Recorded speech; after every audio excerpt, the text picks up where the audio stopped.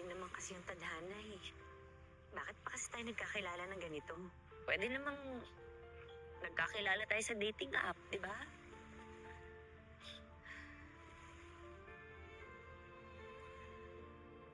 Tapos, Tapos, bubuo tayo ng pamilya. Titira tayo sa lugar na hindi tayo husgahan, hindi tayo kilala. Magiging masaya tayo. Payapa, walang problema.